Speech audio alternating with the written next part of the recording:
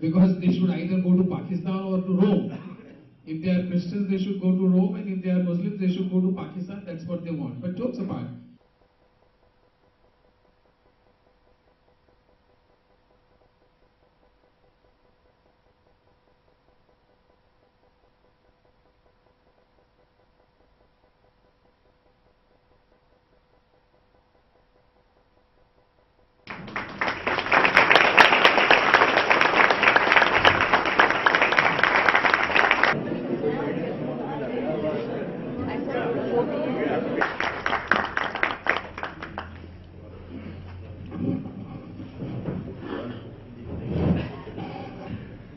Very entertaining in every way. It has got drama.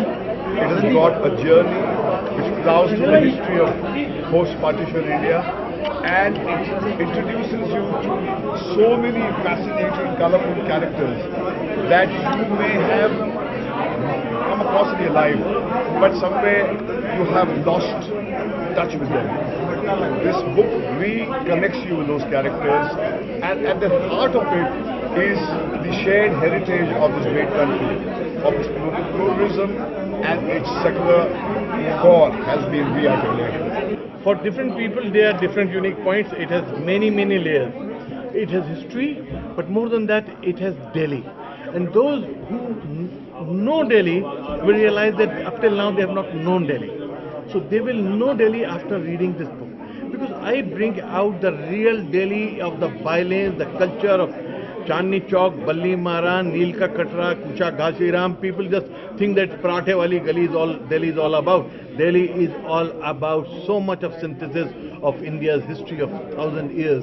I think no other street in the world is as beautiful, as magical as Chandni Chowk and Balli Maran. So that is one part of it. Other part is that the book is about love. It's about romance. It is of pure love between a woman and a man, and what they go through to get that love. But there's a lot of pain in this, lot of pleasure, and I think there's so many layers. History is backdrop of history, and this book is about love-hate relationship between Hindus and Muslims, between India and Pakistan, between the past and the present, and between all that has been beautiful and great in India. We do not know how to preserve it.